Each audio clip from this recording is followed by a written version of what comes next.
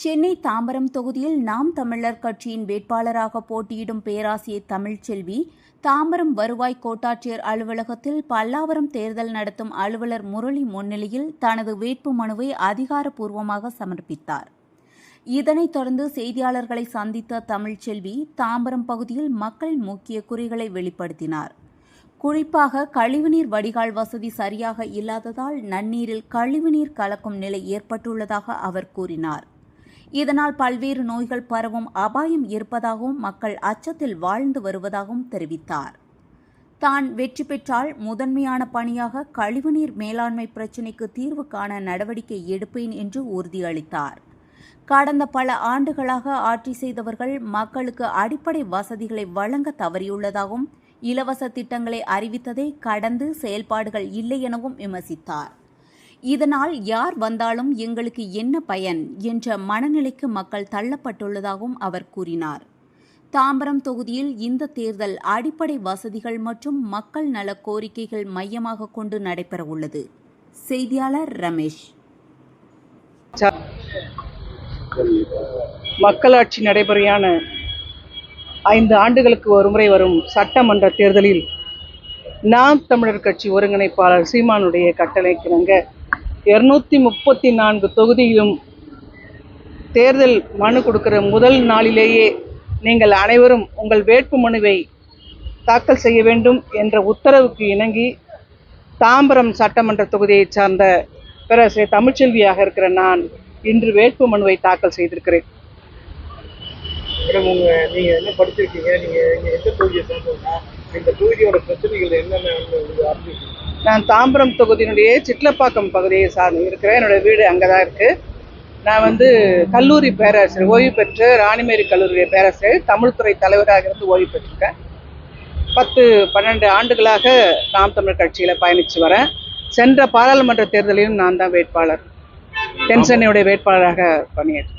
தாம்பரம் மாநகரத்தில் எந்த பணி முன்னெடுத்து போனா? பாதாள சாக்கடை திட்டத்தை தான் நான் முன்னாடி பார்த்த வரைக்கும் இப்போ சுற்றி பார்க்க போது பாதாள சாக்கடை திட்டம் நிறைவேற்றப்படாதன் காரணமாக மழைநீருடைய போகிற பகுதி எல்லாமே சாக்கடை தண்ணீரும் கலந்துருக்கு. அது இல்லாமல் நம்ம எந்த ஒரு ஏரியிலும் சிட்டப்பாக்கம் ஏரியினுடைய கழிவு நீர் அனைத்தினுடைய கழிவு நீரும் செம்பாக்கம் ஏரியில் போய் கலக்குது. இப்போது ஒரு நீர் தடங்களை போகிற கழிவுநீர் கால்வாயினுடைய தடம் எப்படி குடிநீர் கால்வாய் மழைநீர் சேகரிப்பு கால்வாய் தடத்தை பிரித்து கொடுக்கணுன்ற ஒரு வரலாற்று அறிவு, அந்த சமூக அறிவு கூட இல்லாமல் 60 ஆண்டு கால ஆட்சி நடந்து கொண்டிருக்கிறது. இதுக்கு திட்டத்தை செலவு பண்ணிட்டு தான் இருக்கிறாங்க. சட்டமன்ற தேர்தலில் இப்போ ஒவ்வொரு முறையும் பணம் வந்துட்டு தான் இருக்குது. திட்டங்கள் என்னவோ நிறைவேறுது, ஆனால் மக்கள் நலம் சார்ந்த பகுதி நிறைவேறுதானா இல்லை. இது முழுக்க நான் 23 நாட்களாக தாம்பரம் இந்த பகுதியை சுற்றி வரேன். 23 நாட்களாக மக்கள் சொல்றது என்னன்னா, இந்த கழிவு நீர் தான் முழுக்க கழிவு நீருக்கான வழிவகை செய்யப்படவில்லை. அதோடு மட்டுமல்ல ரொம்ப அச்சப்படுறாங்க மக்கள். படித்த மக்கள் கூட அச்சப்படுறது ஒன்று என்னன்னா, இந்த நன்னீர்ல கழிவு நீர் கலந்தா என்னென்ன நோய்கள் வரும், அதை பற்றி ஒரு அச்சம் இருக்கு. அதைத்தான் என்னுடைய முதல் பணியாக நான் செய்யலான்னு இருக்கேன். தாம்பரம் மாநகராட்சியில எந்த கட்சி வந்தாலும் ரோட்ல இருக்க குப்பை அப்படியே தான் இருக்கு. அப்படிங்க, எடுக்கிற குப்பை எடுத்துறாங்க. ரோட்ல இறையிற குப்பை அப்படியே தான் இருக்கு. இது வரைக்கும் எடுக்கல. இது நீங்க எப்படி செயல்பட? அதாவது சமூக நலம் சார்ந்த ஒரு வேட்பாளரை, ஒரு பொறுப்பாளர் அங்க அமைக்கிற பொழுது இதை பற்றிய சிந்தனைகள் இருக்கும். நாங்க உருவாக்கப்பட்ட விதம் என்னவென்று சொன்னால், மக்கள் நலம் சார்ந்த திட்டங்களை தான் நாங்க இதுவரைக்கும் சொல்லியிருக்கோம். நாம் தமிழர் கட்சி நீங்க வரைவிலேருந்து எடுத்து பார்த்தீங்கன்னா சரி, ஆதாரம் என்ன நினைச்சு பாருங்க. நல்ல குடிநீர், அந்த குடிநீர் மட்டும் நாங்க சொல்லலை, அதை நல்ல குடிநீர்ன்ற வார்த்தையை பயன்படுத்துறதுக்கு காரணம், நல்ல குடிநீர் தான் ஒரு மனிதனுடைய ஆரோக்கியத்தை வளர்க்கக்கூடியது. அதனால நல்ல குடிநீர் என்று சொல்லியிருக்கோம். அதே போல அடிப்படை திட்டங்களை புரியாம ஒரு அரசு நிர்வகிக்கப்படும் போதுதான் அங்க இப்படிப்பட்ட குற்றங்கள் நிகழ்து. அது தேவையில்லாம இப்ப நம்ம 60 ஆண்டு காட்சியில மாறி காட்சிகள் மாறுதே தவிர, எல்லாரும் இப்ப சொல்றோம், சாதாரண மக்கள் சொல்ற வார்த்தைன்னா, யாவன் எங்களுக்கு என்ன பிரயோஜனம்? இந்த வினாவை, இந்த விடையை கேட்க வச்சுட்டாங்க மக்கள்.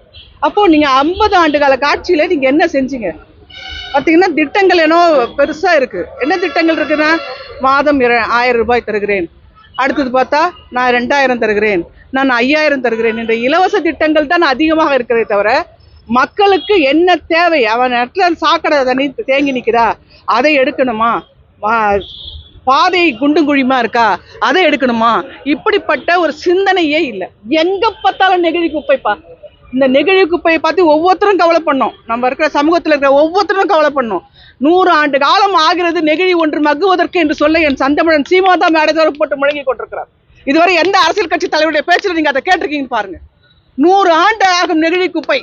அந்த நெகிழி குப்பையை பற்றி மாற்று சிந்தனை அவர்கள் வரவில்லை என்றால் அவர்களை என்ன அரசாட்சி செய்கிறார்? மாற்று சிந்தனைன்ற ஒன்றுக்கே அவங்க போகல. இதுதான் இங்க முக்கியம். மாற்று சிந்தனைக்கு போனாதான் அது முடியும். அவங்க இலவசத்திலே தேங்கி கிடக்குறாங்க. அப்படியே படிப்பறிவு இல்லாத மக்களுடைய ஓட்டை வாங்குவதில் மட்டும்தான் குறியா இருக்கிறாங்க. இன்னும் எம்ஜிஆர் மாயை இருக்குது, இன்னும் ஜெயலலிதா மாயை இருக்குது. இன்னும் அந்த மாதிரி ஆட்கள்கிட்ட இருந்து இலவசத்தையும் கொடுக்குறாங்க. கொடுத்தோன்னா அவங்க ஓட்டு போட தயாராகிறாங்க. வளர்ச்சி திட்டங்கள் பயன்பட சொல்றாங்க தவிர இந்த வளர்ச்சி திட்டங்கள் மக்களுடைய நலம் சார்ந்த வளர்ச்சி திட்டங்களா இல்லை. இவ்வளவுதான் திட்டங்களை அறிவிக்கிறாங்க. நாம் தமிழர் கட்சி வேட்பாளர் தாம்பரம் சட்டமன்ற தொகுதி மக்களுக்கு எந்த மாதிரி புதிய திட்டங்கள் கொண்டு வருவீங்க? இந்த புதிய திட்டங்கள்ன்றதை விட நான் என்ன சொல்ல வரேன்னா, முதல்ல பாதாள சாக்கடை திட்டத்தை நிறைவேற்றுவதற்கான முதல்ல இன்னொன்று நான் சொல்ல விரும்புகிறேன். ஒரு சட்டமன்ற வேட்பாளர் அவங்க தொகுதிக்கு வந்த பணம் எவ்வளவு? இப்பொழுது 5 ஆண்டுகளில் என்னுடைய தொகுதிக்கு என்னுடைய வேட்பாளராக நான் தேர்ந்தெடுக்கப்பட்டா எனக்கு வருகிற தொகை எவ்வளவு? அந்த தொகையில செலவு செய்த விவரம் என்னது? இதை மக்களுக்கு நான் காட்சிப்படுத்துவேன். ஒவ்வொரு 6 மாதத்துக்கும் இந்த செலவை செஞ்சேன், இந்த செலவு இப்படி இருக்குது, இந்த செலவுடைய இது கழிவு மிச்சம் இருக்கு, இப்படி நான் அதை முதல்ல வெளிப்படைத்தன்மை அதை முதல்ல நான் செய்வேன். எந்த ஒரு சட்டமன்ற தொகுதி எடுக்கிற சட்டமன்றத்தில் எனக்கு வருகிற வெளிப்படைத்தன்மையை என்னுடைய ஆட்சியில் நான் கொடுப்பேன். அந்த வெளிப்படைத்தன்மை கொடுக்கும் போதே மக்களுடைய இப்போ சிட்லா பார்க்கணும்னு வச்சுக்கோங்களேன், அந்த மக்களை போய் பார்ப்பேன். உங்களுக்கு என்னென்ன தேவை அதை கருத்தில் வாங்கி கொண்டு அதை செய்வேன். இப்போ அவங்கவுங்க இப்போ பார்த்தீங்கன்னா புலிக்கோரிடம் பக்கத்தில் தாம்பரம் கிழக்கில் நீங்கள் பார்த்தீங்கன்னா 63வது வார்டு நான் போகும்போது ஒரு தாய் வந்து என்ன கேட்குது, அம்மா நீங்கள் போயிட்டீங்க, நீங்கள் யாருமே எங்களை வந்து பார்க்கல, என்னம்மா பார்க்கல அப்படின்னு கேட்டால், போதை கலாச்சாரத்தோட 7 பேர் 8 பேர் பெரிய கத்தியை வச்சுக்கிட்டு சுருள்வாளை வச்சுக்கிட்டு அந்த தெரு முழுக்க சுற்றி அடிச்சிருக்கானுங்க. ஒவ்வொரு ஆட்டோவை கிழிச்சிருக்காங்க, 2 வீலர் எல்லாம் பாழாக்கியிருக்காங்க. இதுவரை எங்களை யாரும் வந்து கேட்கலன்னு அவங்க சொல்றாங்க. இப்போ அந்த இடத்துடைய குறை அதுவா இருக்குது இல்லையா? அது மாதிரி பாதை என்ன, நான் இப்போ பார்த்தோம்னா ஊட்டி கொடைக்கானல் போய் பார்த்த மாதிரி இருக்குது. அந்த மேடு ஏறுறதும் வர்றதும் ஊட்டியில் இருந்த மாதிரி மேலே ஏறின மாதிரி எனக்கு தோணுச்சு. வெயிலில் போய் ஏறினேன், அது ஒன்று தான் வித்தியாசம். அதனால் ஊட்டிகளை மேலே வந்து அவங்களோட பாதை பண்ணலை. பார்க்க போனால் அந்த பாதையில் இந்த மாதிரி இது போட்டு நிரப்பியிருக்காங்களே தவிர சரியான பாதைகள் இல்லை. அதோடு மட்டுமல்லாமல் நான் பார்க்குற பிரச்சனை தாம்பரத்தில் போக்குவரத்து நெரிசல். இங்கே சிட்லப்பாக்கம் ஏரின்னு எடுத்து பாருங்களேன், அந்த இடத்துல போக்குவரத்து நெரிசல் பெருசாக இருக்குது. சிட்லப்பாக்கம் ஏரி தெரியும் இல்லையா உங்களுக்கு? அதுக்கு எதிர்க்க இருக்கிற பகுதி முழுக்க கடை வைத்து ஆக்கிரமிப்பு. என்ன எவ்வளோ வண்டி போகிறதுன்னு, அதாவது ஒரு பாதையில் எவ்வளோ ஒரு பாதை, இப்போ நம்மலாம் போகிறோம், இந்த பாதை தான் தேர்ந்தெடுத்து போகணும், இப்படி தான் போகணும், இந்த பக்கத்துக்கு போகணும், நெருக்கலாயிடும் நீங்கள் சொல்கிறீங்கல்ல. இந்த வழிநடத்தல் என்ன, ஒரு கடை வச்சுக்கிற ஒருத்தனுக்கு இந்த சிட்டப்பக்கம் ஏரி கிட்ட, அவர் ஏரி என்பது வந்து சுற்று தூய்மையோடு பராமரிக்கக்கூடிய ஒரு பகுதி. அது அந்த பகுதியில் 1008 பிளாஸ்டிக் கழிவுகள். அந்த இடத்துல என்ன யாரால அது கொடுத்துப்பட்டு அந்த கடைகள் நிர்வகிக்கப்படுகிறதுன்னு தெரியல. அதிகமான கடைகள், போக்குவரத்து நெரிசல். அந்த போக்குவரத்து நெரிசல் தாம்பரம் முழுக்க காணப்படுகிறது. அந்த போக்குவரத்தை நம்ம சரி செய்யணும்னு நான் நினைக்கிறேன். தேர்தல் வாக்குறுதி கொடுக்குறாங்க திமுக எல்லாமே, இது மக்களுக்கு சாதகமாக பாதகமாக அறிவிக்கிறாங்க.